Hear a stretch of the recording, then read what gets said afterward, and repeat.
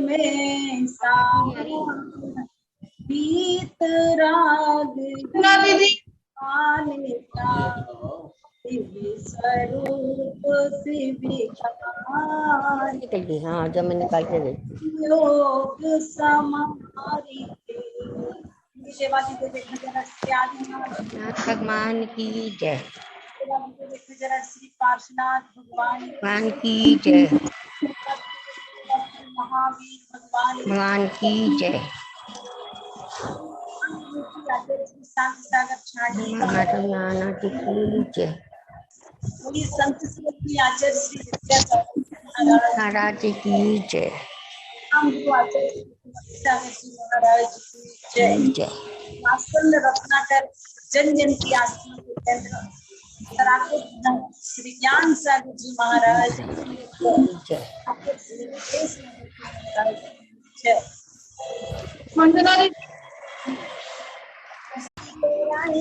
श्री शांतिनाथाय नमः। सर्वभद्र शांति में गुरु पुरुषा। आवाज सही नहीं आ रही। गौरव मेरी आवाज कम तो नहीं हो रही? सर्वभद्र शांति गुरु जगत शांति शांतिनाथाय नमः। सर्वभद्र शांति बंद कर दे मेरा आवाज। जगत शांति कराय श्री शांतिनाथाय नमः। सर्वभद्र शांति कुरु कुरु स्वाहा। ओम ह्रीं जगत शांति कराय श्री शांतिनाथाय नमः। सर्वभद्र शांति कुरु कुरु नमः। ओम ह्रीं जगत शांति कराय श्री शांतिनाथाय नमः। सर्वभद्र शांति कुरु कुरु नमः। ओम ह्रीं जगत शांति कराय श्री शांतिनाथाय नमः। सर्वभद्र शांति कुरु कुरु नमः। ओम ह्रीं जगत शांति कराय श्री शांतिनाथाय नमः। सर्वभद्र शांति कुरु कुरु नमः। ओम ह्रीं जगत शांति कराय श्री शांतिनाथाय नमः। सर्वभद्र शांति कुरु कुरु स्वाहा। सर्वभद्र शांति कुरु कुरु नमः। सर्वभद्र शांति कुरु कुरु नमः। बोली शांतिनाथ भगवान की जय। आचार्य श्री ज्ञान सागर जी महाराज की जय। चलते हैं अपन भजन की तरफ। जीवन तो भैया एक रेल है, कभी पैसेंजर कभी मेल है वो। जीवन तो भैया एक रेल है, कभी पैसेंजर कभी मेल है। अच्छे कर्मों की टिकट कटा लेना, अच्छे कर्मों की टिकट कटा लेना। टीटी आए तो तुम दिखला देना। अच्छे कर्मों की टिकट कटा लेना। टीटी आए तो तुम दिखला देना। बिना टिकट तो सीधा जेल है, बिना टिकट तो सीधा जेल है। कभी पैसेंजर का भी मेल है वो। जीवन तो भैया एक रेल है, कभी पैसेंजर का भी मेल है। और जिस प्रकार संसार में गाड़ी दो पहिए पर चलती है, जैसा कि आपको विदित है कि जब ट्रेन चलती है तो दो पहियों पर चलती है, ऐसे ही दो पटरी पर चलती है। ऐसे ही हमारी जीवन रूपी ट्रेन भी दो पटरी पर चलती है। वो दो पटरी कौन सी है? एक सुख और एक दुख की। इसलिए आगे की पंक्तियों में क्या कह रहे हैं? सुख दुख की पटरी पर दौड़ लगाती है, सुख दुख की पटरी पर दौड़ लगाती है। आगे जीवन में बढ़ती जाती है, आगे मंजिल पर बढ़ती जाती है। सांसों का जब तक इसमें तेल है, सांसों का जब तक इसमें तेल है। कभी पैसेंजर कभी मेल है वो, जीवन तो भैया एक रेल है, कभी पैसेंजर कभी मेल है।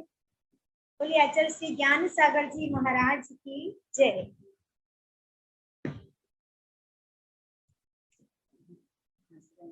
वंदना दीदी। अभी आप सभी ने दीदी भजन भी सुना और शांति नाथ भगवान का जप भी सुना। वंदना दीदी। वास्तव में जीवन एक कला है, लाइफ इज ए आर्ट। हमें इस कला को जान करके अपनी आत्मा को परमात्मा बनाने की कला सीखना है। लाइफ इज ए सॉन्ग, जीवन एक गीत है, हमें इसे गुनगुनाना है। लाइफ इज ए जर्नी, जीवन एक यात्रा है, हमें इसे रोमांचित बनाना है। लाइफ इज ए साइंस, अर्थात जीवन एक विज्ञान है, हमें इसकी खोज करनी है। तो आइएगा ऐसे जीवन को हम समझने का प्रयास करें। अकेले मात्र खाना पीना सोना, जिंदगी भर धन कमा करके परिवार का पालन पोषण कर लेना, यही हमारा कर्तव्य नहीं है। हमारा कर्तव्य है आत्मा से परमात्मा बनने की विधि से परिचित होना। यूं तो अनंत काल से हम और आप सभी किसी न किसी गति में कष्टों को सहन कर रहे हैं, पर कुछ ऐसी आत्माएं हैं जिन्होंने अपने जीवन में साधना के बल पर सिद्धत्व की प्राप्ति की है, सिद्धालय प्राप्त किया है। जिन जिन की आवाज खुली हुई हो वो सभी लोग अपनी अपनी आवाज को बंद कर लेंगे। कल हमने आपको बताया था नमोकार मंत्र से संबंधित चर्चा।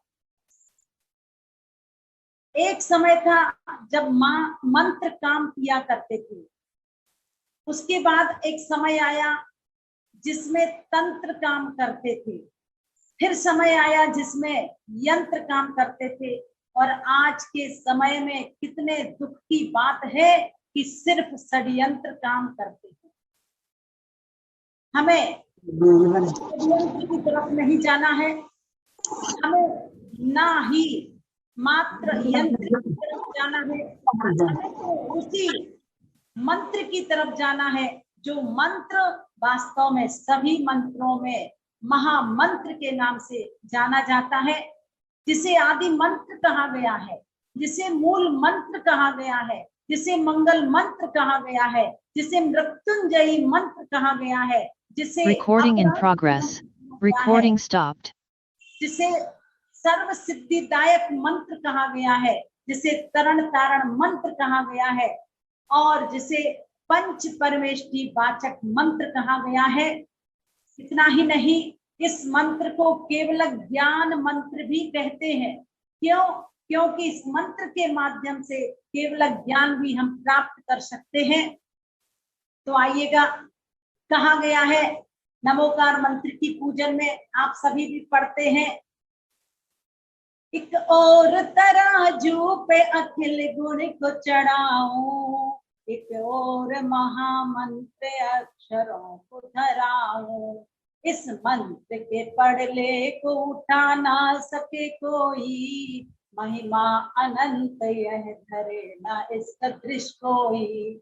इस मंत्र के प्रभाव स्वान देव हो गया, इस मंत्र से अनंत का उद्धार हो गया।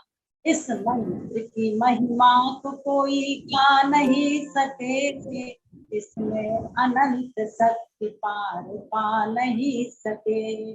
देखिए, कहा गया है इस नमोकार मंत्र की महिमा के विषय में, अगर संसार के समस्त मंत्रों को तराजू के एक पल्ले पर रख दिया जाए और दूसरे पल्ले पर मात्र एक नमोकार मंत्र को रखा जाए, तो नमोकार मंत्र का पढ़ना भारी होता है।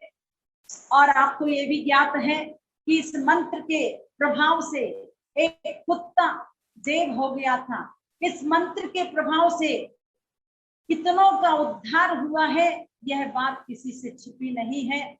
आइएगा, अनंत शक्ति से भरा हुआ यह नमोकार मंत्र हमारे जीवन को पावन बना दिया करता है। यह नमोकार मंत्र हमारी समस्त बाधाओं को दूर करने में माध्यम बनता है। यह नमोकार मंत्र पापों का नाश करता है। यह नमोकार मंत्र 84 लाख मंत्रों का जन्मदाता है। आप सभी पढ़ते भी हो कि नमोकार मंत्र के प्रभाव से नाग का हार हो गया। नमोकार मंत्र के प्रभाव से सूली का सिंहासन हो गया और इसके सुनने से वास्तव में जन्म जन्म के संचित पाप को प्राप्त होते हैं। इसकी श्रद्धा से अंजन चोर निरंजन हो गया। दुनिया में रास्ते तो अनेक हैं, लेकिन नेशनल हाईवे का महत्व अलग है। यूं तो सरोवर तालाब बहुत है, पर मान सरोवर का महत्व अलग है। मूर्तियां तो अनेक हैं, पर गोमटेश्वर बाहुबली प्रतिमा का महत्व अलग है। ठीक इसी प्रकार से इस नमोकार मंत्र का महत्व भी अलग है।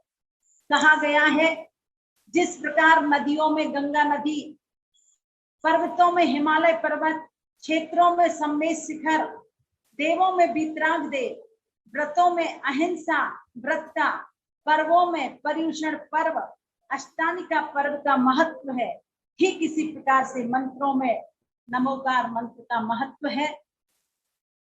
आइएगा, हम प्रतिदिन इस मंत्र की आराधना अंतरंग भावों के साथ करें। कल हमने आपको बताया था नमोकार मंत्र किसे कहते हैं। चूंकि इस मंत्र की शुरुआत नमन से हुई है, जो झुकने की बात करता है, इसमें कोई भी बीजाक्षरों का प्रयोग नहीं हुआ है। जैसे कि ह्रीम, ओम आदि आदि किसी भी बीजाक्षर का प्रयोग इस मंत्र में नहीं है। इसका प्रत्येक पद मंत्र है। चाहे आप नमो अरिहंताणम बोलें तो ये भी अपने आप में मंत्र है, नमो सिद्धाणम बोलें ये भी अपने आप में मंत्र है, और इसका प्रत्येक अक्षर भी अपने आप में मंत्र का काम किया करता है। इसमें कोई भी आनुपूर्वी का क्रम नहीं है। आप लोग ये नहीं सोचें कि इसको मात्र इसी क्रम से ही पढ़ना चाहिए। नमो अरिहंताणम, नमो सिद्धाणम, नमो आयर्याणम, नमो वज्झायाणम, नमो लोये शब्द साहुणम, ये पूर्वानुपूर्वी क्रम कहलाता है। पर आचार्यों ने कहा है हम इसको 3 तरह से पढ़ सकते हैं। पहले तो क्रम बाई क्रम, जैसा हम और आप सभी पढ़ते हैं। दूसरे नंबर पर कहा गया है आप इस नमोकार मंत्र की माला पश्चातानुपूर्वी क्रम से भी करें तो कोई दोष नहीं लगता है। नमो लोये शब्द साहुणम, नमो वज्झायाणम, नमो आयर्याणम, नमो सिद्धाणम, नमो अरिहंताणम।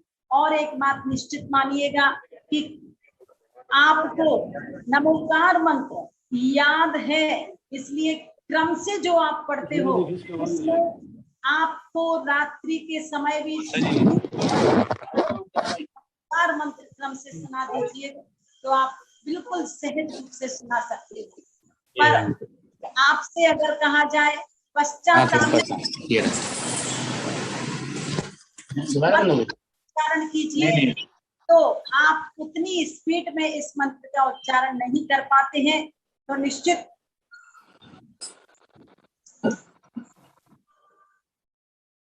हमें अपने जीवन में इस नमोकार मंत्र को उल्टे क्रम से पढ़ने में कोई दोष नहीं लगेगा। यस्य तत्रानुपूर्वी की चर्चा भी आगम ग्रंथों में आई है कि अगर आप पहले तीसरे पद का उच्चारण करते हैं, फिर 5वें पद का उच्चारण करते हैं, फिर चौथे पद का उच्चारण करते हैं, फिर दूसरे पद का उच्चारण करते हैं, तो भी नमोकार मंत्र में कहीं कोई अभिनय वाला एक सेकंड ये तो मेरी गलती हो गई। मेरा फोन क्या हुआ? बीच में किसकी आवाज आ रही है? आपका फोन म्यूट हो रहा है। आप लोगों को हमारी आवाज पहुंच रही है क्या?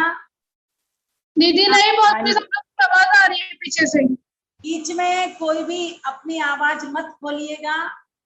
आप लोग जिसकी आवाज खुली हुई हो तो सभी लोग बंद कर लेंगे, अपनी अपनी आवाज को बंद कर लीजिएगा। हाँ चलिए चलते हैं पुनः। नमोकार मंत्र की परिभाषा की तरफ। कल बताया गया था जिस मंत्र में पंच परमेष्ठियों को नमस्कार किया गया है उसे नमोकार मंत्र कहते हैं। इससे पहले हमें समझना है मंत्र किसे कहते हैं।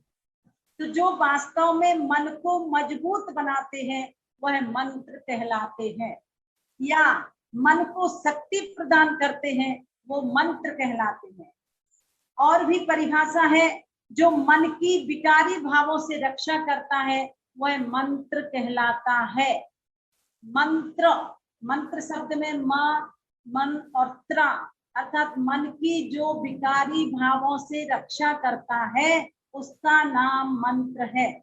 दूसरे नंबर पर मन को जो मजबूत बनाता है वह मंत्र कहलाता है। तीसरे नंबर पर जो मन को शक्ति प्रदान करता है वह मंत्र कहलाता है। इस नमोकार मंत्र में किसी देव या व्यक्ति विशेष को नमस्कार नहीं किया गया है, और मंत्र की ध्वनि से जो तरंगें निकलती हैं वह वास्तव में पूरे वातावरण को पवित्र बनाने में माध्यम बनती है।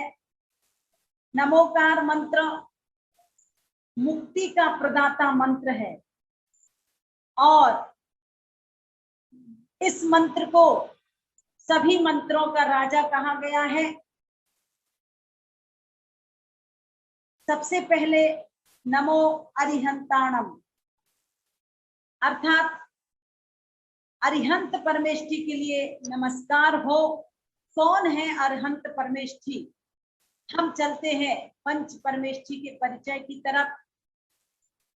कल मैंने बताया था अरिहंत शब्द, अरहंत शब्द और अरुहंत शब्द, अरि प्लस हंत इक्वल टू अरिहंत। अरि का मतलब होता है जिन्होंने शत्रुओं का नाश कर दिया है।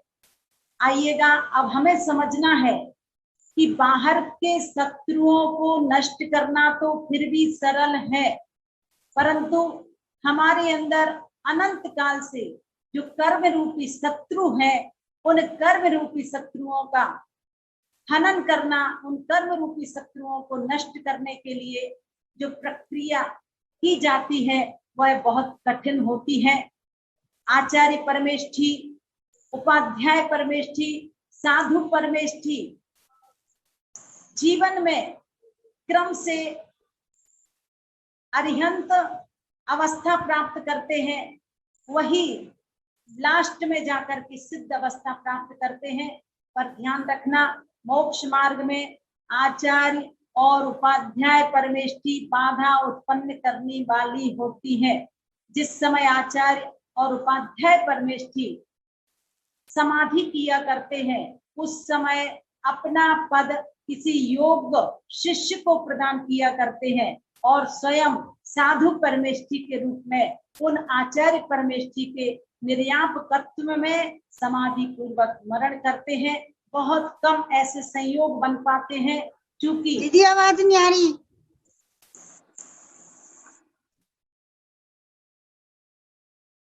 ऐसे बहुत कम संयोग बनते हैं जो साक्षात स्वयं पहले अपना आचार्य पद किसी योग्य शिष्य को प्रदान कर दें और फिर स्वयं उनके निर्यापकत्व में समाधि पूर्वक स्मरण करें।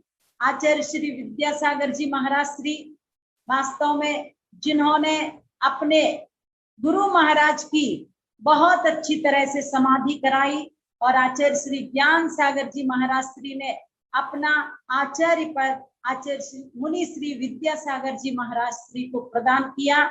आइएगा, ऐसे नमोकार मंत्र से हमें परिचित होना है। नमो अरिहंताणम, अरि अर्थात शत्रुओं को, हंत यानी नष्ट कर दिया है, वो अरिहंत परमेष्ठी है। कर्म 8 प्रकार के होते हैं, जिनमें 4 घातीय कर्म कहलाते हैं, 4 अघातीय कर्म कहलाते हैं। हमें समझना है सबसे पहले 4 घातीय कर्मों को, ज्ञानावरणी, दर्शनावरणी, मोहनीय और अंतराय। ये 4 घातीय कर्म है। आप लोग नाम लिखना चाहें तो लिख सकते हैं। ज्ञानावरणी कर्म, दर्शनावरणी कर्म, मोहनीय कर्म और अंतराय कर्म, ये घातीय कर्म कहलाते हैं। और वेदनीय कर्म, आयु, नाम, गोत्र, ये 4 अघातीय कर्म कहलाते हैं। अरिहंत दशा प्राप्त कैसे होती है? तो 4 घातीय कर्मों के क्षय होने पर अरिहंत दशा प्राप्त होती है, अर्थात अरहंत परमेष्ठी अवस्था को प्राप्त होते हैं। और इनके 46 मूल गुण हुआ करते हैं। ये 18 दोषों से रहित होते हैं। अरिहंत परमेष्ठी सर्वज्ञ, वीतरागी और हितोपदेशी कहे जाते हैं। इस तरह से ये अरिहंत परमेष्ठी का लक्षण हुआ। अब हमें जानना है कि 46 मूल गुण कौन कौन से होते हैं। सबसे पहले 34 अतिशय, अष्ट प्रातिहार्य, 4 अनंत चतुष्टय। इस तरह से कुल मिलाकर के यह 46 मूल गुण हो जाया करते हैं। मैंने एक दिन आपको परमात्मा से बात करने के लिए नंबर बताया था, 46 4608362528, अर्थात पंच परमेष्ठियों के जो मूल गुणों की संख्या है वही वास्तव में परमात्मा का फोन नंबर है। और ये भी बात मैंने कही थी कि प्रभु से बात करने के लिए मौन की आवश्यकता होती है। संसारी जीवों से बात करने के लिए आपको फोन की आवश्यकता होती है। फोन से जब आप बात करते हो तो आपको बिल देना पड़ता है, पर प्रभु से बात करने के लिए हमें दिल देना पड़ता है। और ये भी मैंने बताया था, SMS। एक शिष्य गुरु के पास जाकर के कहता है कि प्रभु, गुरुवर, मुझे प्रभु का दर्शन अभी तक क्यों नहीं हुआ? तब गुरुवर ने कहा कि आपने SMS नहीं किया होगा। तब वो शिष्य कहता है कि हे गुरुदेव, आप SMS से क्या कहना चाहते हैं? तब गुरुवर ने समझाया कि SMS का मतलब है S अर्थात सच्चे, M यानी मन से, S यानी स्मरण कीजिए। जब हम सच्चे मन से प्रभु का स्मरण करते हैं तो निश्चित प्रभु से बात अवश्य हो जाती है। इसलिए कई बार आपको वो पंक्तियां भी सुनाई हैं, 2 घड़ी प्रभु से बात कर लो, मुलाकात कर लो। अरे 2 घड़ी प्रभु से बात कर लो, मुलाकात कर लो। पर होगी कैसे बात प्रभु से? संसार से आंखें मूंद लो और अपना ठिकाना ढूंढ लो। 2 घड़ी प्रभु से बात कर लो, मुलाकात कर लो। तो आइएगा, आप ध्यान में इतने स्थिर हो जाइएगा कि साक्षात ऐसा अनुभव होने लग जाता है कि परमात्मा नजर आ रहे हैं और उनसे आपकी बातचीत का सिलसिला चल रहा है। तो निश्चित जिस दिन हम ध्यान में डूब जाएंगे, पंच परमेष्ठी हमसे दूर नहीं होंगे। तो नमो अरिहंताणम, अर्थात जिन्होंने 4 घातीय कर्मों को नष्ट कर दिया है, 4 अनंत चतुष्टय गुणों को प्राप्त कर लिया है। अब आप लोग ऐसा कर सकते हो, 4 कर्म के नाम लिखिए एक साइड, और दूसरी तरफ उन कर्मों के क्षय होने पर जो गुण की प्राप्ति होती है उसके बराबर में लिखते चले जाइएगा। जैसे सबसे पहले ज्ञानावरणी कर्म लिखिए, उसके क्षय होने पर अनंत ज्ञान गुण प्रकट हो जाता है। दर्शनावरणी कर्म के क्षय होने पर अनंत दर्शन गुण प्रकट हो जाता है। मोहिनी कर्म के क्षय होने पर अनंत सुख गुण प्रकट हो जाता है। और अंतराय कर्म के क्षय होने पर अनंत वीर्य गुण प्रकट हो जाता है।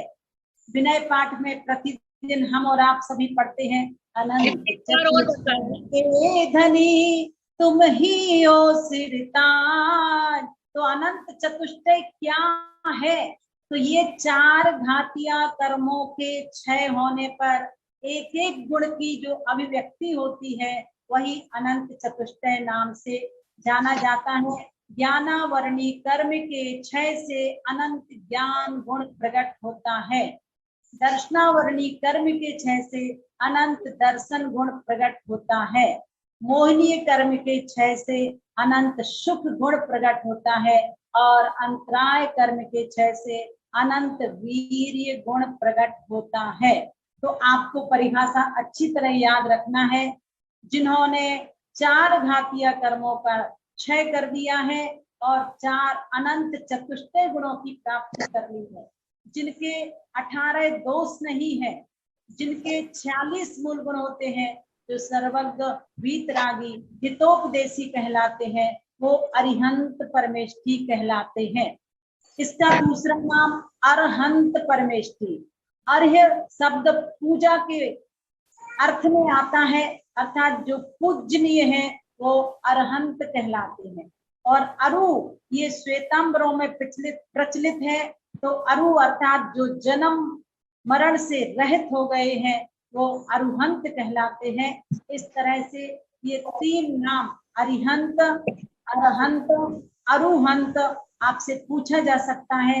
आपको तीनों के अर्थ भी याद रखना है और तीनों कहाँ कहाँ किस अर्थ में प्रचलित है ये ध्यान रखिएगा। अपनी चर्चा नमोकार मंत्र भी है, पर अब हम और आप आगे बढ़ेंगे। कल बताया जाएगा कौन से 46 मूल गुणों से युक्त होते हैं हमारे तीर्थंकर अरिहंत परमात्मा। जन्म के 10 अतिशय, केवल ज्ञान के 10 अतिशय, देवकृत 14 अतिशय और अष्ट प्रातिहार्य, 4 अनंत चतुष्टय, जिसको अभी आपने समझा है। एक एक कर्म के क्षय से किस तरह से हमारे गुण प्रकट होते चले जाते हैं, तो निश्चित रूप से हमें अपने जीवन में बाहर का पंखा चला दे परमेष्ठी से परिचय करना है। नमो अरिहंताणम, अर्थात अरिहंत परमेष्ठी को मेरा नमस्कार हो।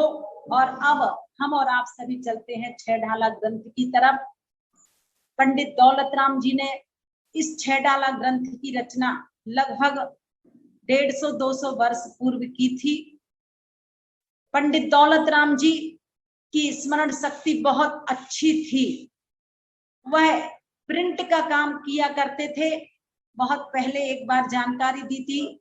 और जिस समय वह फ्री रहते थे उस समय अनेक पद्य छंद याद कर लिया करते थे, एक एक समय का सदुपयोग किया करते थे। तो आइएगा हमें अपने जीवन में भी एक एक समय का सदुपयोग करके उस समय सार स्वरूप आत्म तत्व की प्राप्ति करना है। पंडित दौलत राम जी ने 6 ढाला ग्रंथ में गागर में सागर को भर दिया है। और संक्षिप्त में कहा जाए तो निगोद अवस्था से लेकर मोक्ष अवस्था तक की चर्चा इस 6 ढाला ग्रंथ में की है।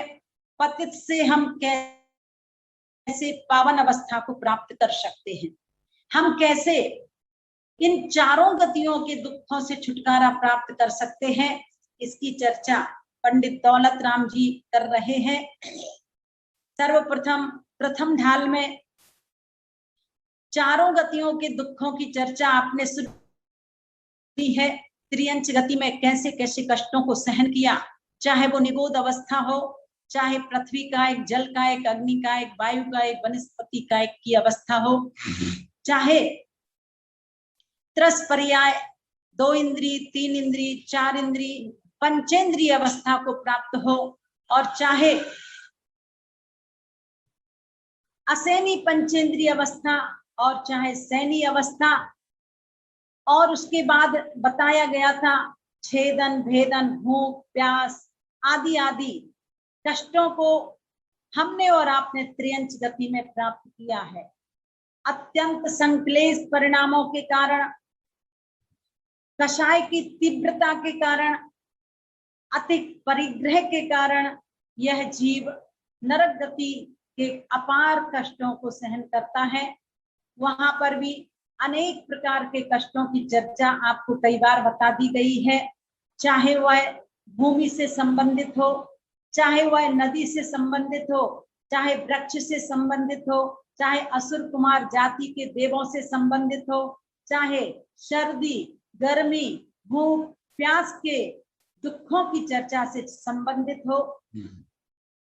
हमने कई बार इस यात्रा में कष्टों को सहन किया है। कभी पुण्य के योग से मनुष्य अवस्था को प्राप्त किया तो वहां पर भी गर्भावस्था के कष्ट, जन्म अवस्था के कष्ट, बाल अवस्था, तरुण अवस्था और वृद्धावस्था के कष्टों को सहन किया।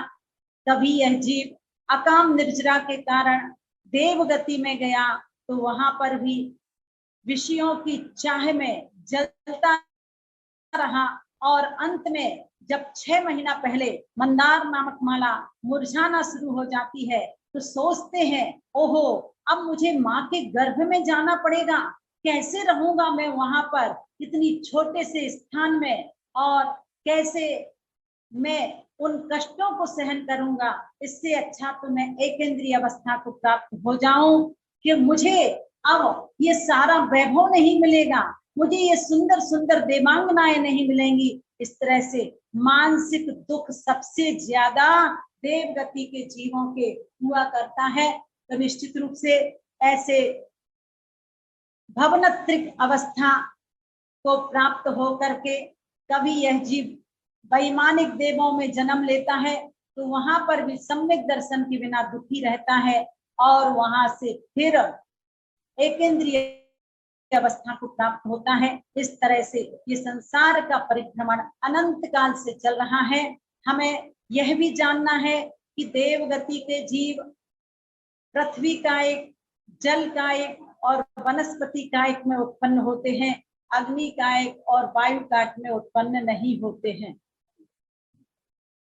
और द्वितीय ढाल में संसार के दुखों की चर्चा की गई है कि आखिर हम संसार में दुख किस कारण से सहन कर रहे हैं, और उन दुखों के कारणों की चर्चा के मध्य पंडित दौलत राम जी ने बताया है मिथ्या दर्शन, मिथ्या ज्ञान, मिथ्या चारित्र के कारण हम इस संसार में परिभ्रमण कर रहे हैं। दूसरी ढाल में आप सभी को बताया गया था कि अग्रहित मिथ्या दर्शन, ग्रहित मिथ्या दर्शन, अग्रहित मिथ्या ज्ञान, ग्रहित मिथ्या ज्ञान, अग्रहित मिथ्या चारित्र और ग्रहित मिथ्या चारित्र, इन 6 की चर्चा दूसरी ढाल में पंडित दौलत राम जी ने की है। तीसरी ढाल में सुख के कारणों की चर्चा की है।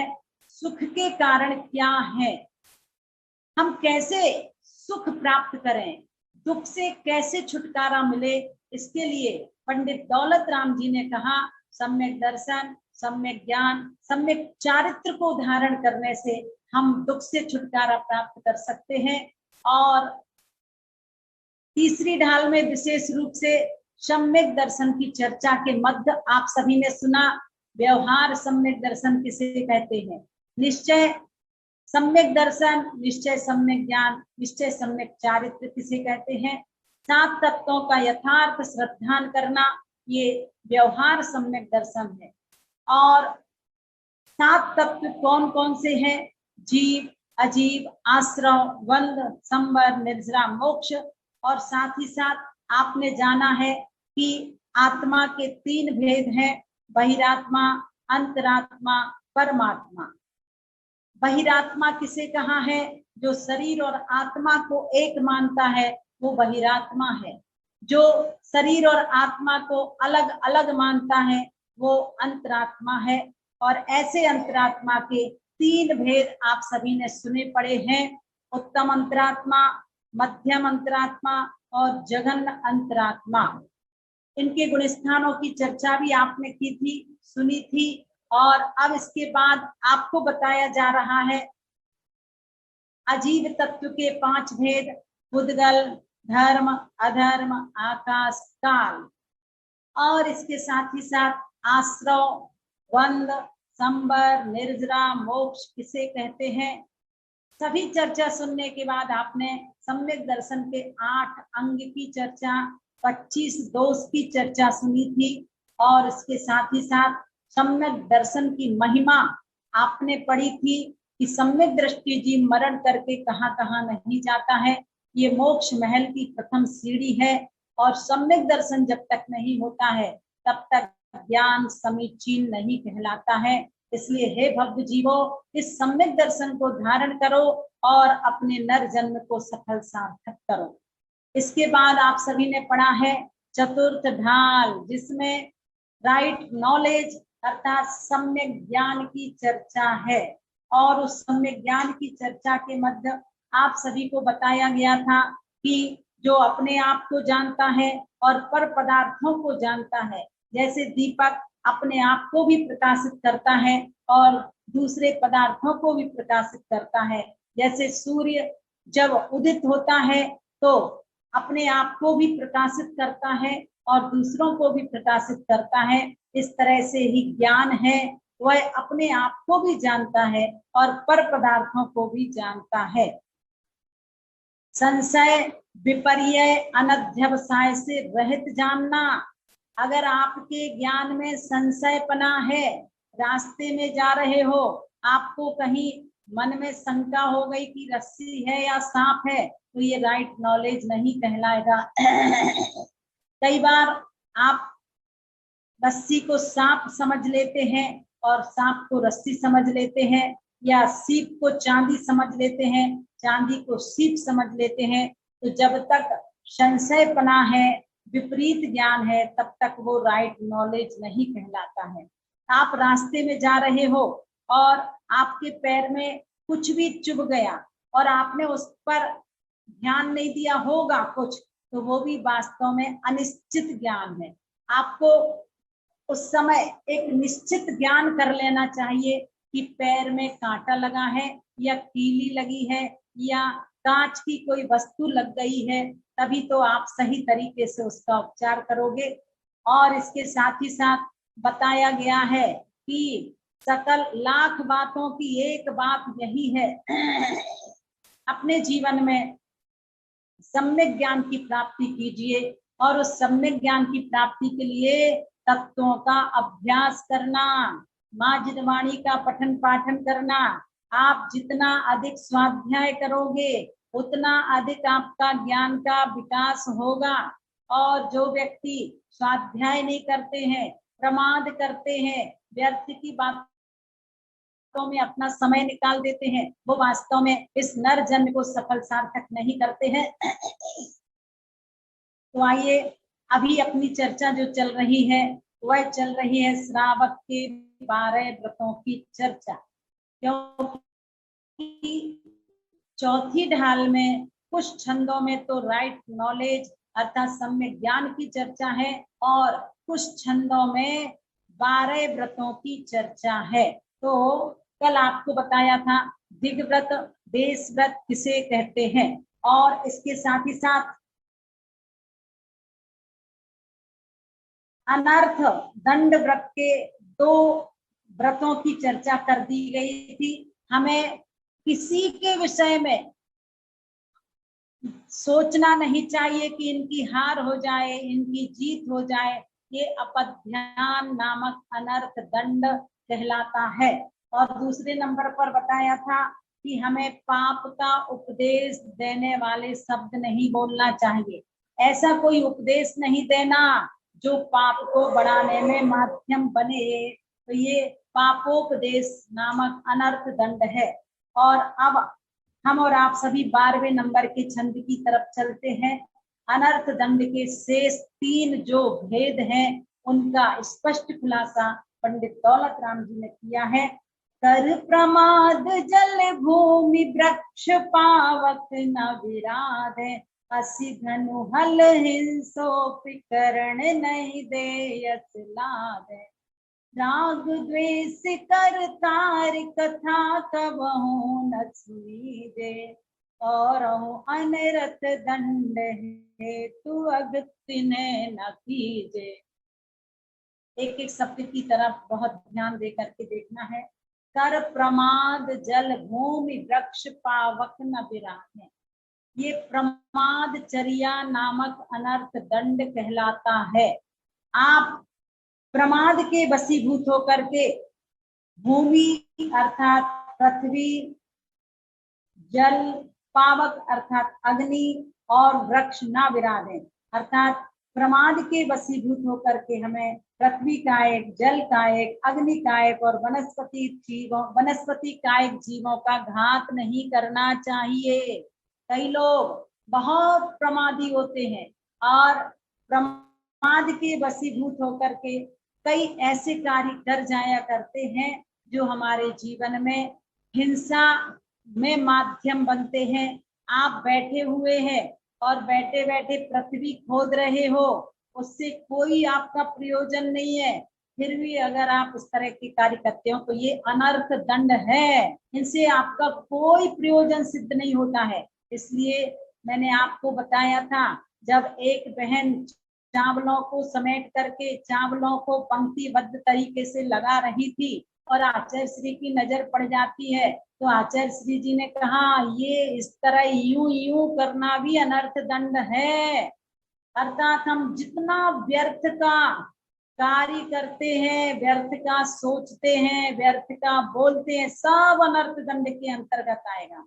हमारी आत्मा का जिसमें हित हो ऐसे कार्य हमें करना है, और जिससे हमारी आत्मा का अहित हो उन कार्यों को अगर हम करते हैं तो वो सब अनर्थ दंड कहलाते हैं।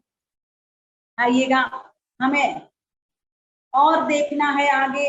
ये तो हो गया प्रमाद चर्या नामक अनर्थ दंड। आप लोग कभी कभी क्या करते हो, आधा बाल्टी पानी से काम चल सकता है नहाने का, और 1 बाल्टी पानी यूज कर रहे हो और अधिक बाल्टी पानी यूज कर रहे हो, ये भी अनर्थ दंड है। इसके साथ ही साथ कभी कभी रास्ते में जा रहे होते हैं और फूल तोड़ लेते हैं, पत्ते तोड़ लिया करते हैं, और कई लोग तो कच्चे फल तोड़ लिया करते हैं, ये सब अनर्थ दंड कहलाता है। अग्नि का एक जीवों की हिंसा, जितना आवश्यक है उतना ही गैस जलाइए। आप अग्नि को व्यर्थ में ना जलाएं, पंखा आदि को व्यर्थ में ना जलाएं, चाहे वो घर का हो चाहे वो क्षेत्र का हो।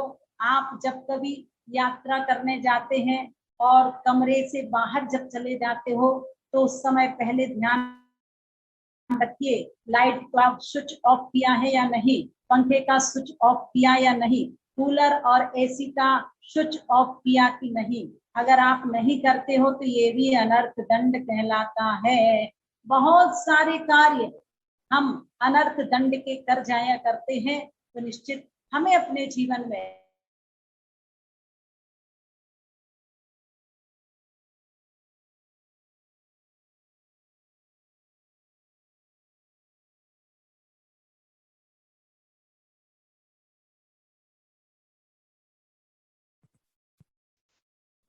और देखिएगा, 2 प्रतिमा का धारी व्यक्ति किस तरह से पाप कार्य नहीं करता है।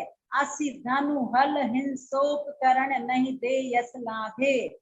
अगर आपके पास बंदूक है या तलवार है, धनुष है, हल है, अर्थात ये हिंसा के उपकरण कहलाते हैं। तो हिंसा के उपकरण किसी को भी नहीं देना चाहिए। दूसरी प्रतिमाधारी व्यक्ति से अगर कोई अपरिचित व्यक्ति चाकू भी मंगाएगा तो वह उसको नहीं देगा। क्यों नहीं देगा? क्योंकि पता नहीं वह चाकू का किस रूप में काम लेता है। अगर कदाचित चाकू लेकर के किसी मांसाहारी जीव को काटने लग जाए तो हमें कुछ ना कुछ अंश पाप का फल मिलेगा। इसलिए जब भी आप किसी को दान देते हो तो पहले पात्र देखिए किसको क्या देना। हिंसा के उपकरणों का दान नहीं करना कभी भी। और इसके साथ ही साथ कोई आपसे माचिस भी मांग रहा है तो उस माचिस को अपरिचित व्यक्ति को मत दीजिए, क्योंकि हो सकता है आपने उसको माचिस दे दी और वह उस माचिस की तीली से बीड़ी और सिगरेट सिलगा करके पिए, तो उचित नहीं है। अब इसके बाद है दुष्श्रुति नामक अनर्थ दंड, अर्थात हमें कभी भी राग द्वेष बढ़ाने वाली कथाओं को नहीं सुनना चाहिए। कई लोगों की आदत होती है, निंदा सुनने में इतना आनंद आता है, शायद उतना आनंद किसी और चीज में नहीं आता है। तो कभी भी हमारे जीवन में ऐसे क्षण नहीं आना चाहिए। सामने वाला निंदा करे और हम चुपचाप सुनते रहें। जब भी कहीं निंदा का प्रसंग चल रहा हो, किसी की बुराई कोई सुना रहा हो, तो या तो उसको कह देना कि भैया मेरे सामने बुराई मत करो, मेरे सामने किसी की निंदा मत करो। अगर आप तो करना ही है तो मैं यहाँ से उठकर चला जाऊंगा। है कोई इसमें महिला ऐसी जो ये नियम ले सकती हो कि हम अपने मुख से कभी किसी की निंदा नहीं करेंगे और ना ही निंदा सुनेंगे? बहुत कठिन नियम है। मीठा का त्याग कर देना, दूध का त्याग कर देना, दही का त्याग कर देना, ये तो फिर भी सरल है, पर दूसरे की निंदा करना, इसका त्याग करना बहुत कठिन है। मुझे लगता है कोई भी हाथ ऊपर नहीं हो सकता है कि दीदी हाँ, कोशिश कर सकते हैं। कोशिश करोगे, प्रयास करना पूरा दीदी कोशिश करेंगे। एक जन बोलिएगा, क्योंकि निंदा करना, निंदा सुनना पाप का कारण है। जितनी निंदा करने वाला व्यक्ति पाप का बंध करता, उससे कई गुना निंदा सुनने वाला पाप का बंद करता है। क्या करना? किसी के गिरे हुए में झांक करके, अपने आप को झांक करके देखिए हम कहाँ गलत हैं। अगर कदाचित किसी की गलत बातों पर ध्यान चला गया या किसी की कमी पर ध्यान चला गया तो क्या करना? ये सोचना कि ये गलती मेरे अंदर नहीं होना चाहिए। और अगर आप दूसरे की गलती देख करके सुधार नहीं करते हो तो सोच लो नीच गोत्र का बंध हम कर लिया करते हैं। क्योंकि आचार्य उमा स्वामी महाराज ने तत्वार्थ सूत्र के 6वें अध्याय में क्या बताया है? जो लोग दूसरों की निंदा करते हैं, अपनी प्रशंसा करते हैं, वो नीच गोत्र का बंध किया करते हैं। और इससे विपरीत काम जो करते हैं, अर्थात अपनी प्रशंसा नहीं करते, दूसरे की निंदा नहीं करते हैं, वह उच्च गोत्र का बंध किया करते हैं। इसलिए हमें अपने जीवन में प्रयास करना है, जहां किसी की बुराई चल रही हो वहां से उठ करके कहीं और चले जाइए। उस निंदा रस में रस नहीं लेना। अगर आप निंदा रस में रस लेते हो तो बहुत पाप का बंध होता है। वैसे भारत के लोग निंदा रस में बहुत प्रसिद्ध हैं। किसी की चर्चा अगर पहुंचाना है तो महिलाओं को बता दीजिए, और महिलाएं इतनी चतुर होती हैं, बेतार की तार, कि एक को पता लगते ही हजारों तक चर्चाएं पहुंच जाती हैं। तो अच्छी चर्चाएं फैलाइए, बुरी चर्चाओं को नहीं फैलाना। अगर आपने किसी की कोई कमी देखी है तो सबसे पहले उसी व्यक्ति के पास जाकर के विनय पूर्वक बोलिएगा, देखो आपके पद के अनुसार ये अच्छा काम नहीं है, आप अपने जीवन में कितनी साधना कर रहे हो, कितना पुरुषार्थ कर रहे हो, और अगर इस तरह के काम करोगे तो इससे आपकी निंदा होगी, इससे आपकी बदनामी होगी। ऐसे प्रेम पूर्वक आप जाकर के उनको समझाइए। अगर मान जाते हैं तो बहुत ही अच्छी बात है, और अगर नहीं मानते हैं तो उनकी निंदा नहीं करना। बुरा जो देखन में चला, बुरा न मिलिया को, जो दिल खोजा आपनो, मुझसे बुरा न को। हम लोग बहुत अच्छी तरह से इन सभी पंक्तियों को याद भी कर लेते हैं, दूसरों को बता भी देते हैं, पर अपने जीवन में हम इसका आचरण कितना कर पाते हैं, इस तरफ ध्यान देना है।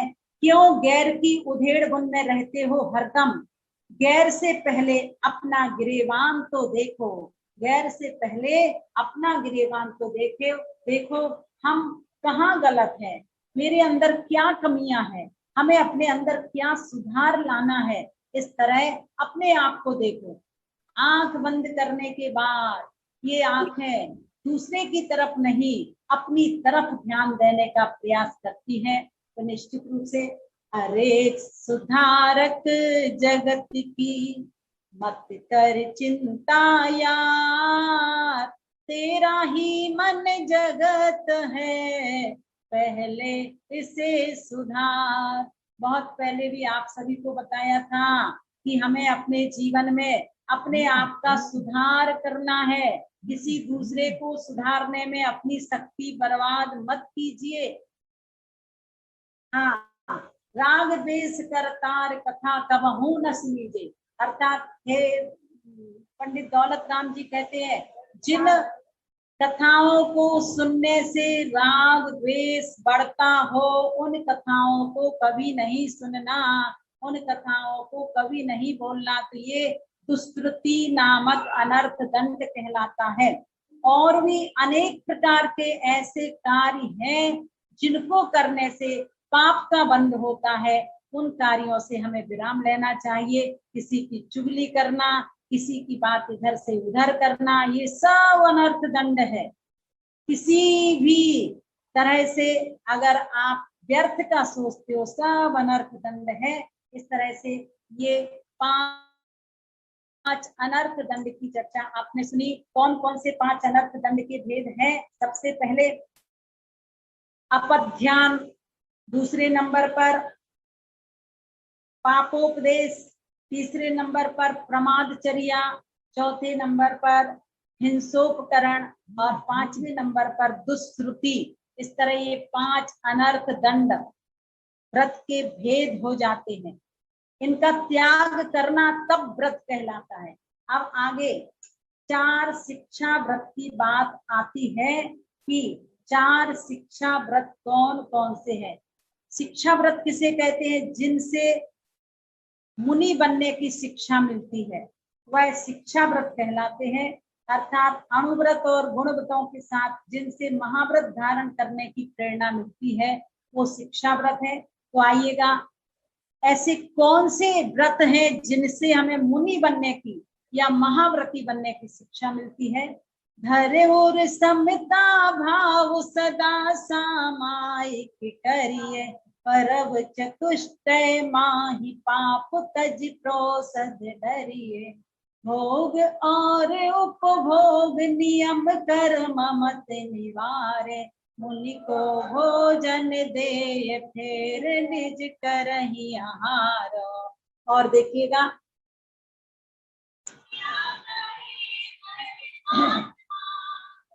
सबसे पहला शिक्षा व्रत है सामायिक शिक्षा व्रत। और सामायिक शिक्षा व्रत की चर्चा के मध्य पंडित दौलत राम जी ने कहा है धर्म और समता भाव, अर्थात समता भाव धारण करना, ये वास्तव में सामायिक है। सामायिक कैसे करना चाहिए ये चर्चा कल विस्तार से आपके बीच में बताई जाएगी। अभी सामान्य से आप इन पंक्तियों का अर्थ समझ लीजिए। धर्म और समता भाव, अपने जीवन में समता भाव धारण करना ये सामायिक है। परम चतुष्टय माहि पाप तज क्रोशद धरिये, अर्थात एक महीने में 4 पर्व आते हैं, 2 अष्टमी 2 चतुर्दशी। तो 2 अष्टमी और 2 चतुर्दशी के एक दिन पहले एक दिन बाद में प्रोषद अर्थात एकासन पूर्वक उपवास करना प्रोषधोपवास कहलाता है। इसके भी उत्तम मध्यम जघन्य आदि आदि भेद आगे बताए जाएंगे। अब तीसरे नंबर का है भोगोपभोग शिक्षा व्रत, अर्थात भोग और उपभोग की वस्तुओं को मर्यादा के अंदर लेना, ये भोगोपभोग परिमाण व्रत। भोग का मतलब होता है एक बार भोगने में जो चीज आती है वो भोग है, और जो बार बार भोगने में आती है वो उपभोग कहलाती है। जिन वस्त्रों को आप पहनते हैं, जिन आभूषणों को आप पहनते हैं, ये एक बार पहनने के बाद दूसरी बार भी आप यूज करते हैं, इसलिए ये भोग की वस्तु है। आप जिस भोजन को सुबह ग्रहण कर लिए हैं वही भोजन आप ग्रहण नहीं करते हैं, ये तो भोजन फिर घाटी उतरे माटी का रूप ले लिया करता है। तो ये उपभोग की वस्तु है, अर्थात बार बार भोगने में जो आता है वो उपभोग कहलाता है। और चौथे नंबर पर है अतिथि संविभाग, अर्थात मुनि को भोजन दे फिर निज करई आहार। अगर आपके यहाँ मुनि महाराज जी हैं तो व्रतियों का कर्तव्य होता है कि पहले मुनि राजों को, आरिका माता जी को आचार्य परमेष्ठी हो तो उनको उपाध्याय परमेष्ठी आदि आदि को आहार दे करके बाद में स्वयं भोजन करना चाहिए। इस तरह से ये 4 शिक्षा व्रत हुए, सामायिक, प्रोषधोपवास, भोगोपभोग परिमाण व्रत और अतिथि संविभाग। और इस तरह से विस्तृत चर्चा कल मैं आपके बीच में बताऊंगी। बस इसका एक ही छंद रह गया है जो कल पूरा हो जाएगा। इस तरह से 6 ढाला ग्रंथ की 4 ढाल आपकी पूर्ण हो जाएगी।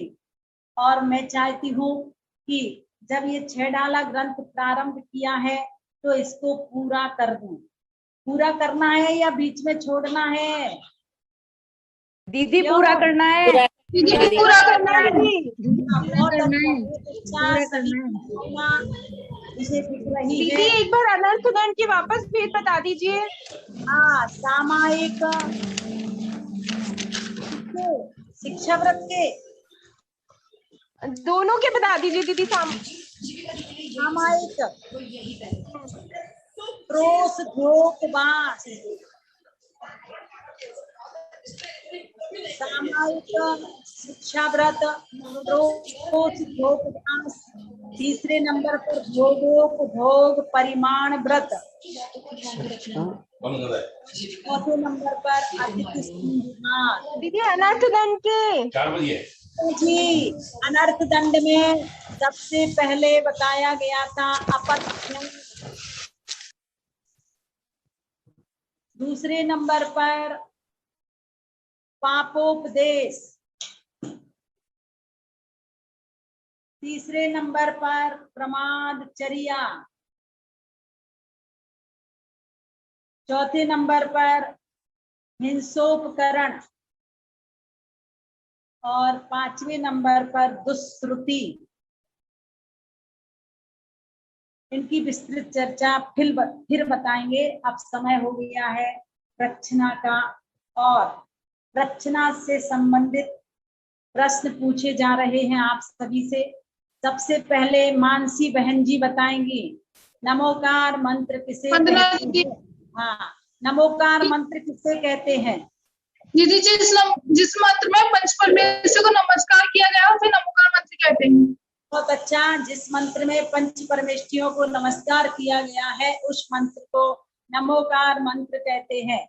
चंदा भाभी जी बताएंगी परमेष्ठी किसे कहते हैं? अनंत सिद्ध आचार्य उपाध्याय सर्व साधु। ये तो परमेष्ठी के भेद हो गए। परमेष्ठी की परिभाषा बताइए, किसे कहते हैं परमेष्ठी? जिस मंत्र में पांचों परमेष्ठी को नमस्कार किया गया है। तो नमोकार मंत्र की परिभाषा है, दीदी, हम आपको बोलना बताएं, है, परम जो पद में परम स्थित पद में स्थित है उन्हें परमेष्ठी कहते हैं। क्या बोला या आपने? जो परम पद में स्थित है ना। या दूसरी परिभाषा, जिनके चरणों में, सुलेखा भाभी जी बताएंगी। हाँ दीदी, वंदना दीदी। जय जिनेन्द्र। जो परम पद में स्थित है और जिन्हें राजा महाराजा और सभी तरह के जीव उनके चरणों में नमस्कार करते हैं, उन्हें परमेष्ठी कहते हैं। हाँ, और दूसरी परिभाषा क्या बताई गई है? दूसरी परिभाषा क्या बताई थी? जिनके चरणों में राजा महाराजा इंद्र चक्रवर्ती सभी सिर झुकाते हैं, उन्हें परमेष्ठी कहते हैं। समझ में आ गया? कल्पना जी बताएंगी। आचार्य, उपाध्याय, सर्व साधु, इन्होंने अभी परम पद को प्राप्त नहीं किया, फिर परमेष्ठी क्यों कहलाते हैं?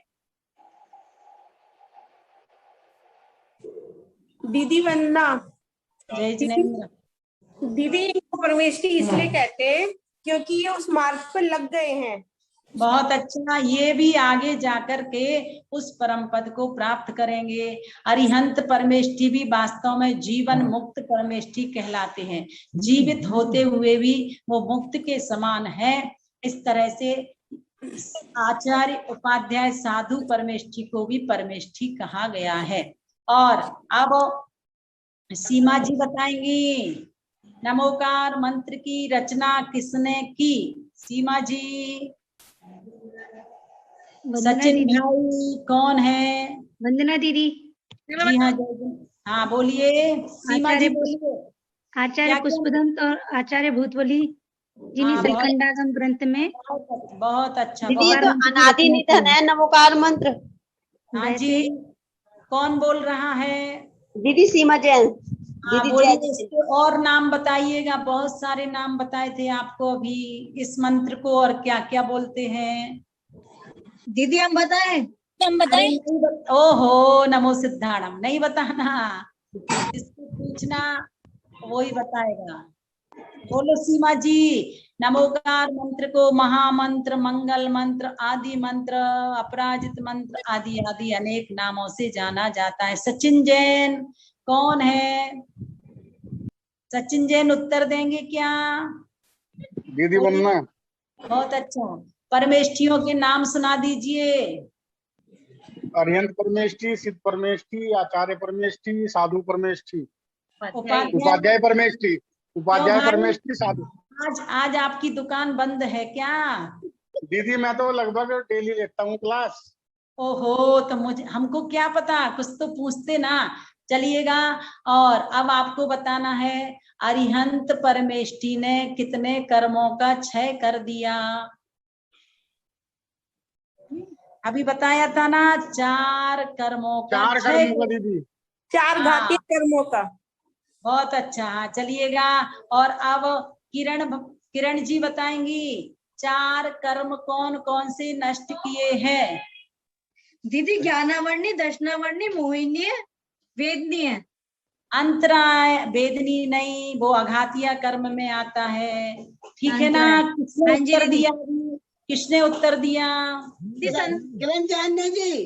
अच्छा जी, चलिएगा, किरण जैन ने दे दिया। सरोज जी नहीं खोल पाएंगे। अलका जी, अब आप ये बताइएगा, नमोकार मंत्र की महिमा के विषय में पूजा से संबंधित क्या बात बताई थी? जी दीदी। हाँ बोलिएगा। पूजा में आप लोग पढ़ते हो ना जी। क्या बताया था? क्या बताया था? बोलिए। ये 84 लाख मंत्रों की उत्पत्ति हुई है इससे। जी क्या बोल रही हो? 84 लाख मंत्रों की उत्पत्ति हुई है। हाँ ये भी है। तो क्या बताया था कि तराजू के तराजू के एक पलड़े में से रखा जाए तो ये ज्यादा भारी होगा। हाँ, ऐसे नमोकार मंत्र की महिमा, जिसको वास्तव में अनेक शक्तिवर्धक मंत्र है। और मंत्र किसे कहते हैं? चलिए इसकी परिभाषा बताइएगा। मंत्र किसे कहते? सरिता जी बताएंगी। मंत्र की परिभाषा क्या बताई थी? मंत्र अर्थात मन की जो हम विकारी बताएं। भावों से रक्षा करता है। हाँ हाँ बोलिएगा, कौन बोल रहा है? हाँ नेहा जी बताएंगी। मंत्र की परिभाषा बताई थी अभी हमने आपको। वंदना दीदी, जो मन के विकारी भावों से रक्षा करता है, शक्ति प्रदान करता है मन को और मन को मजबूत बनाता है। बहुत अच्छा। जो शक्ति प्रदान करता है, मन को मजबूत बनाता है, वो मंत्र कहलाता है। और अब इस नमोकार मंत्र में नमो शब्द किसका प्रतीक है? बोलिएगा नेहा। ये नमन का। बहुत अच्छा। और इसके विशेष पद कितने बताए गए हैं उर्मिला भाभी जी? दीदी 5 पद बताए गए हैं। सामान्य पद नहीं, विशेष पद कितने हैं? 84 ना? 11 नहीं बोला करो। नमो अरिहंताणम, इसमें 2 पद हैं। भावना जी स्पष्ट कीजिए। वंदना दीदी। दीदी हाँ, नमो अरिहंताणम में 2 पद, नमो आयरी आणम में 2 पद, नमो उवे छायाणम में 2 पद और नमो लोए सव्य सामनम इसमें 3 पद। इस प्रकार से 12 पद हैं। बहुत अच्छा। इस तरह से शालिनी बहन बताएंगी। ज्ञानावर्णी कर्म के 6 से कौन सा गुण प्रकट किया? ज्ञानावर्णी अनंत अनंत ज्ञान दीदी। हाँ, दर्शनावर्णी कर्म के 6 से कौन सा गुण प्रकट किया? अनंत दर्शन। मोहिनी कर्म के 6 से कौन सा गुण प्रकट किया? अनंत अनंत सुख। अनंत सुख कर्म के 6 से अनंत वीर। अनंत वीर्य। बहुत अच्छे से। अनंत ज्ञान, अनंत दर्शन, अनंत सुख, अनंत वीर्य। और क्रम से 4 कर्मों को याद रखो। सुलेखा भाभी जी, कौन से 4 घातिया कर्म हैं? सुलेखा भाभी जी 4 घातिया कर्मों के नाम बताइए फिर से। हाँ बोलिए सुलेखा भाभी जी। चंदा भाभी बताएंगी। चलो बताओ। आवाज खोलिए। ज्ञानावर्णी, दर्शनावर्णी, मोहिनी और अंतराय। हाँ, हमारे कितने कर्म हैं भावना जी अभी इस समय? हाँ भावना जी, हमारे अभी कितने कर्म हैं? कितने कर्म हैं अभी हमारे पास? तो दीदी हमारे पास तो 8 कर्म है, 4 घातीय भी है, 4 अघातीय भी है। 8 कर्म है।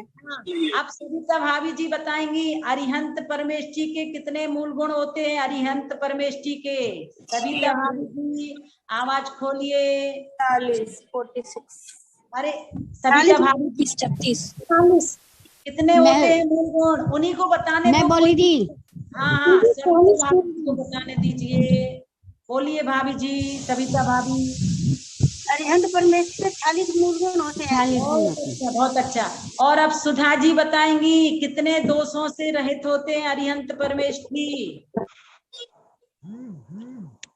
आवाज खोलिए सुधा जी।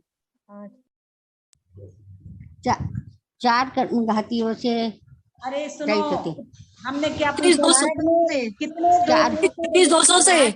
अरे आप कितने दोषों से रहित होते हैं अरिहंत परमेष्ठी? 36 दोषों से दीदी। 36 गुणों से। 8 दोषों से। दोष पूछ रहे हैं दीदी। 18 दोष। सुनो, बीच बीच में क्यों बोलते हैं आप लोग? जिससे पूछे वो ही बोलेगा। कमलेश भाभी जी अरिहंत परमेष्ठी के 46 मूल गुणों की संख्या बताइए कैसे पूरी होती है? बोलिए कमलेश भाभी जी। दीदी वंदना। हाँ 34 तो अतिशय। 34 अतिशय, 8 प्रतिहार्य और 4 अनंत चतुष्टय। बहुत अच्छा। अब 34 अतिशय के नाम बताना है, वो बताएंगी दीदी। 10 देवता। सुनो सुनो सुनो, आनंद कुमार जी बताएंगे क्या? आनंद कुमार जी बताएंगे क्या? प्रीति आगरा बताएंगी। जय जी वंदना जी। आनंद जी बताइए। हाँ बोलिए 34 अतिशय कौन कौन से हैं? बोलिए 10 जन्म के, 10 केवल ज्ञान के, 14 देवकृत अतिशय। और अब इसके साथ ही साथ किसने नहीं बताया, आर नाम से कौन है, आर नाम से कौन है, आर नाम से जो भी है, अगर वो उत्तर देना चाहे तो दे सकते हैं। आर नाम से बबीता जी आप बताइएगा, मति ज्ञान श्रुत ज्ञान कौन से ज्ञान कहलाते हैं? हाँ, मति ज्ञान श्रुत ज्ञान को कौन सा ज्ञान कहा गया है 5 ज्ञान में से? ये कौन से ज्ञान कहलाते हैं? अरे क्या बात, ये तुम लेफ्ट हो गई हो। हाँ, तो देखिए ये मति ज्ञान श्रुत ज्ञान परोक्ष ज्ञान है ना। और अवधि ज्ञान मना पर्याय ज्ञान एक देश प्रत्यक्ष है, केवल ज्ञान सकल प्रत्यक्ष है। इस तरह से आज प्रचना पूर्ण हुई। और आप सभी में से अगर कोई रह गया है तो बता दीजिएगा। अरे दीदी मुझसे नहीं प्रश्न पूछना था दीदी। जी भाभी जी कौन? हाँ दीदी जी सुलेखा बोल रही हूँ दीदी, एक प्रश्न पूछना था। क्या पूछना, पूछिए। दीदी घर पे पानी छानना और जीवानी करने की प्रक्रिया बता दीजिए दीदी। हाँ देखिएगा, वैसे तो वास्तव में पहले के समय में कुएं से पानी भरते थे, जिस कुएं से पानी भरते थे उसी कुएं में जीवाणी डालते थे। पर अब चूंकि घर घर में नल आदि लग गए हैं, चाहे हैंड पंप हो चाहे बोरिंग हो, तो बोरिंग आदि की जो जीवाणी है एक पाइप और लगाते हैं, पर घर में इस तरह की व्यवस्थाएं नहीं है तो उसका विशेष कोई समाधान तो नहीं, पर फिर भी बहते हुए पानी में ही हमें जीवाणी डालना चाहिए। है तो ये वास्तविक मतलब औपचारिक ही, पर वास्तविकता ये है कि एक पाइप और लगाया जाता है, फिर उसमें जीवाणी डालना चाहिए। पर जो नल की जीवाणी आदि है उसको तो कहीं कोई समाधान है ही नहीं, इसलिए बहते हुए पानी में ही हमें नल के पानी की जीवाणी डालना चाहिए। इतना विवेक जरूर रखना, अगर उस समय आपने सर्फ आदि डाला है तो उस स्थान पर तुरंत मत डालिएगा, अन्यथा जीवाणी में जो जीव होते हैं वह मरण को प्राप्त हो जाते हैं। तो जहाँ आपने कपड़े आदि धोए हैं, यद्यपि देखिए ये हिंसा से बचने का रास्ता नहीं है, ये बहुत कठिन है। इसलिए पहले के समय में कुओं से पानी भरते थे और उस समय जीवाणी उसी में डालते थे। अब आज तो अपने घरों में सब व्यवस्थाएं हैं। आराम से 1 घंटा 1 घंटे में कितना काम होता है। मोहिनी से अनंत सुख होता है, तो फिर अंतराय से कौन सा है? अनंत वीर्य है ना। हाँ भाभी जी देखिए, बहुत कठिन है आज के समय में जीवों की रक्षा करना, फिर भी जिससे जितनी रक्षा हो जाए, जितना विवेक से आप काम कर सकें, जितनी सावधानी रखी जा सके उतनी सावधानी रखने का प्रयास कीजिए। अब नलों में एक प्रश्न और है दीदी। बोलिए दीदी, हम जब आपने बोला कायोत्सर्ग पूर्वक नमोकार मंत्र करना है, हाँ, तो दीदी उसमें फिर हमें श्वासों पर ही ध्यान रहता है, भगवान की मूर्ति और भगवान पे फिर हमारा ध्यान भटक जाता है दीदी। कोई बात नहीं, देखिए श्वास पर भी ध्यान केंद्रित हो तो अन्य वस्तुओं पर तो नहीं जा रहा ना मन आपका। नहीं तो अगर श्वास पर ध्यान केंद्रित नहीं होता है तो मन पता नहीं किस किस फाइल की तरफ चला जाता है। तो कम से कम संसार की फाइलों से हट करके श्वास की तरफ ध्यान रहता है। अभी प्रारंभिक अवस्था में थोड़ा सा उस तरफ ध्यान जाएगा, और जब आपका अभ्यास हो जाता है फिर आपका श्वास की तरफ ध्यान नहीं जाएगा, सहज में ही नमो अरिहंताणम नमो सिद्धाणम नमो आयरियाणम नमो उज्जायाणम नमो सबसाहुणम। तो हमारे सामने तो परमेष्ठी का ही स्मरण आया है। तो देखिए एक अभ्यास है, अभ्यास करते करते फिर आपको श्वास की तरफ ध्यान नहीं देना होगा। अपने आप जैसे ही आप पढ़ोगे परमेष्ठी आपके सामने नजर आएंगे। चलिएगा। अब दीदी एक मिनट, ये 4 दीदी गतिबंध कब होते हैं?